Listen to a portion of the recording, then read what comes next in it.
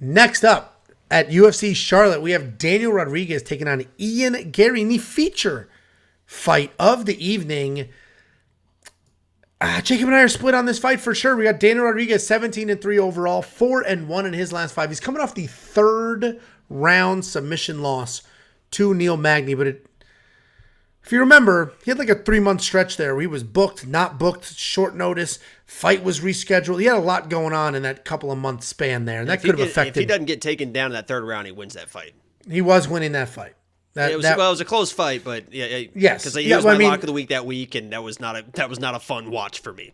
I remember watching you watch it, which was fun for me. He's taking on undefeated Ian Garry, who is looking for his 5th USC win. These are two strikers, and this will be an interesting fight because we haven't really seen Ian Garry fight somebody at the level of Daniel Rodriguez yet. Not that Daniel Rodriguez is some world beater, but Daniel Rodriguez is going to come in here, have technical striking. He's a very good boxer. He picks his shots well. Really good takedown defense. No grappling, but he's not going to need it in this fight. His boxing is crisp. His cardio is very good. He does use his cardio as a weapon at times. Where he's going to keep coming, keep throwing, keep coming, keep throwing. He's with Eddie Bravo, by the way. No grappling. Disrespectful. Okay. 10th planet. So anybody rubber can guard, sign rubber up guard, at any rubber gym. guard. Okay. He can fade later in rounds, but it doesn't really stop him, right? And that's so you're grappling on him and you're shooting on him like crazy. He's going to defend the takedowns. It will wear on him a bit, but I don't think that's going to be a concern in this fight. I don't see Ian Garry going that route. Ian Garry, in his own right, is a very good striker. Crazy hand speed, fantastic footwork. He is hittable. We've been saying he's hittable since his very first fight. Going into his first fight, it was, this guy's hittable. Then in his first fight, he was hit. And he gets hit in almost every fight, most notably in his last fight. Dude was almost down and out. And he was like one of the most bet fighters on that card, and he was almost out cold. No, it was not. I was in the arena. By the way, I was at 285, and that was not a fun moment to watch him get dropped like that because I was locked and loaded on Ian Garry that night. It was bad, but he was able to recover. He dusted it off, put it back together, and then was able to get his own stoppage win in the third. And I get it. Like he's a very good striker, and he seems to be, he's definitely not seems to be. He's putting people out. He's doing the right things. He's tough. He is way too hittable. I don't think anybody can argue with that. He is way too hittable, and he's getting dropped. His chin is holding up. It's almost Drew Dober-esque outside of this past week, where he's getting dropped but recovering, and then putting it back together.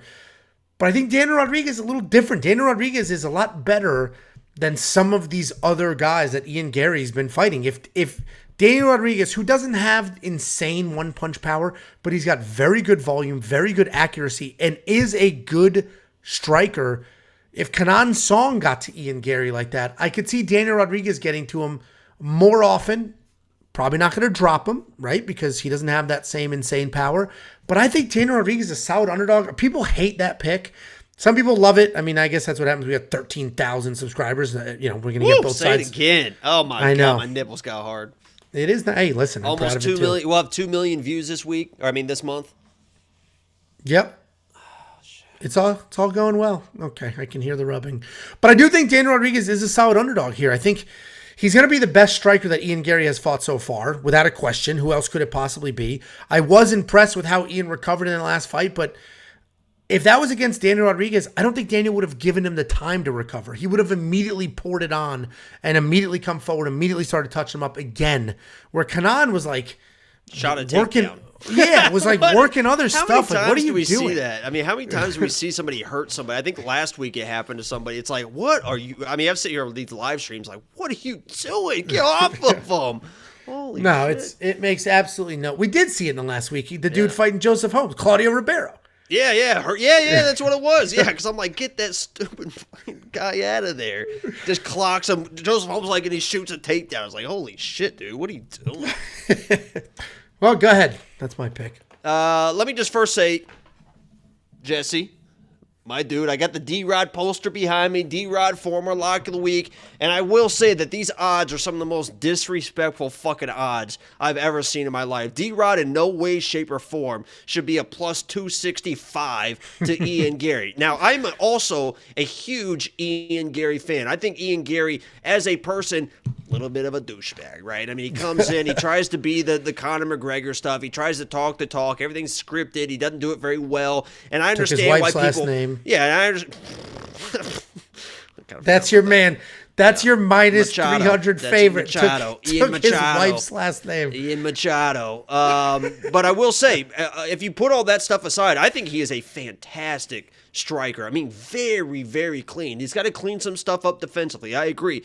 But in that fight, when he was dropped, his ability to recover and not panic for a young guy, especially an undefeated fighter. We talk all the time about undefeated fighters, and we're probably one of the, I don't want to say one of the only channels, but we will tell it to you straight and say, listen, we see all the first round finishers, we see all this, but we don't know yet, right? How many times have we told you guys, we don't know when adversity comes, can they overcome it? Ian Garry's an undefeated fighter who has overcome adversity. He's getting dropped. He's gone through the tough decision fights, and he has come through and he has won those fights. So I don't have to worry about Ian Garry as much as these undefeated fighters. In that fight, his last fight, when he got dropped, he was able to immediately get to the fence. He got to the fence. He stayed safe. He got out of the round. What did he do when he got to the stool? He looked his coach in the eye and he said, that was my fault. You know, I got a little aggressive there. That was my fault. I'm not going to let it happen again. He understands when he makes mistakes and he stays in the moment. He doesn't panic. We see a lot of times these young kids, they panic in those moments. He stayed safe. He came out in the second round, was a little bit more tactical, a little bit more safe, won that round. And in the third round, when you see him pouring on, when he gets in the flow, I'll say it right now, there is nobody in this division that is a better flow striker than Ian Garry. I mean, he has boom, boom, fast hands. The way he throws body and head and the combinations he puts together. Now, against D-Rod, God, it pains me to say this, but I think D-Rod's going to have the pressure. I think D-Rod is going to have Ian Garry against the fence where Ian Garry is very comfortable fighting.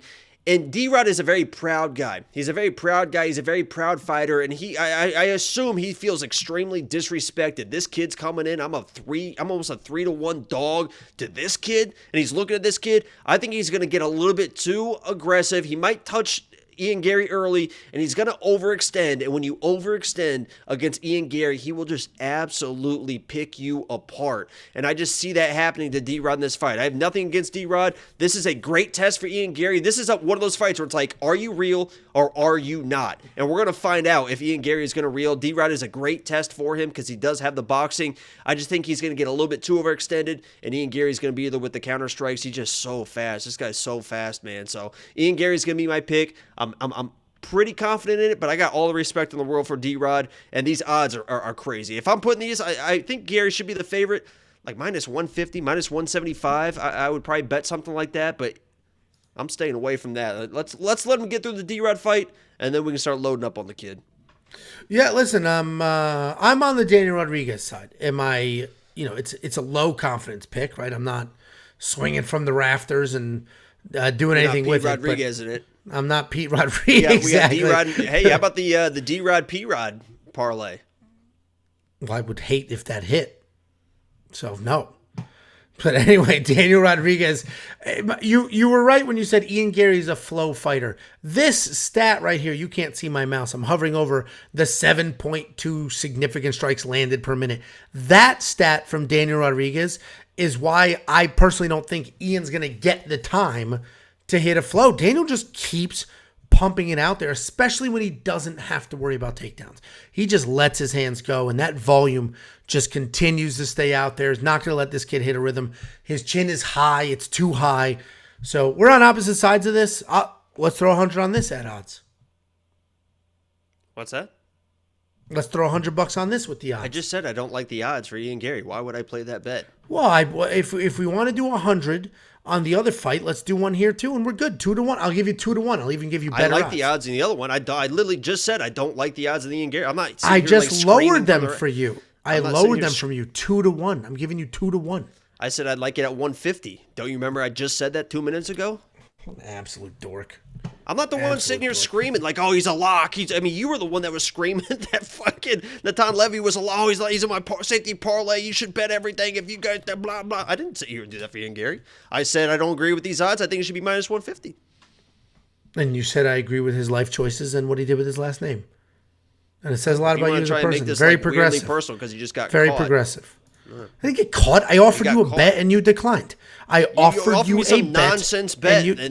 I offered you a nonsense bet. I offered you. You and I are on opposite sides of this. I offered you a bet. I improved the odds for you, and you turned it down. That's after it. You're the one making it a fucking odds thing. After I literally said, you're the one making minus 150 is where I would feel comfortable. Bullshit odds. Everybody on this planet on the Ian Gary side would love 2-to-1 odds. I gave you bullshit odds. Fuck off. All right, somebody put in the chat that you'll take that bet, and Angelo bet you right now. He just said he would. Absolute joke. No, I can't trust these people. How many times have we beaten the community?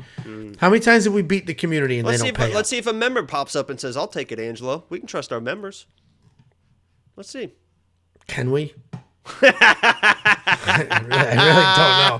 really don't know. If Twice in a row, this fucking fat turd. I'll bet you. Shits. I'll bet Joey T. Shit, bitch. I'll bet you. I'll bet Joey T. I'll bet Jesse.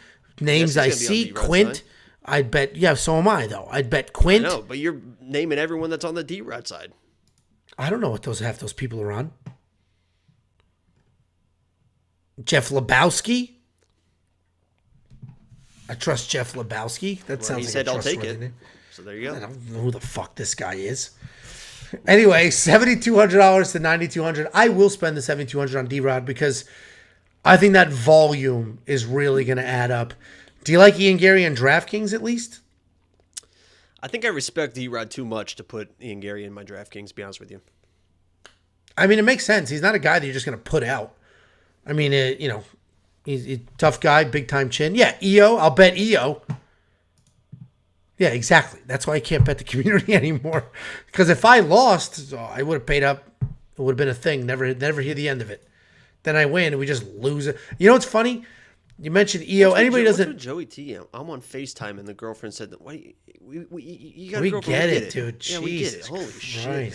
Jesus Christ. He knows that it's so rare for a guy like him to have a girlfriend that he's got to be like, I've got a girlfriend at every moment. At every moment. Anyway, anybody who doesn't know, EO was a dude in our wasn't a premium member. Oh no, he was. I'm sorry, he was a premium member. Still but is. He was. Yeah, that's what I was gonna say. Then he was in the Discord. In the Discord, I think he has memberships on multiple people. He's taking everybody's bets, throwing them in the Discord, pretending everything on horses, baseball, like pretending he's a genius. Everything him, changing his stories. Like the kid was an absolute nightmare. So we just kicked him out. We're like, you're toxic. You're ruining the environment here. Was the Paul Craig stuff? Well, so yeah. We eventually kicked him out, but what crossed the line was he was telling everybody, Paul Craig's going to beat Johnny Walker. Paul Craig's going to beat Johnny Walker. Betting everybody. And people were betting him. Yeah, literally, people were betting. People were like, okay, let's do $500. There was like 4 or 5 people bet him $500. Well, people were normal. People were like, how much? You tell me. And he's like, I'll bet 500. Like, he's the one who putting out these stupid numbers. And so then... obviously, Paul Craig got fucking flatlined, looked stupid as hell, lost that fight big time. EO just disappeared for 2 weeks. Comes back. Here's my bet. Like nothing ever happened. And we were like, dude. Hey, all we said is you're going to apologize. Like, we probably would have just welcomed him back, honestly, because at that point, it was been weeks.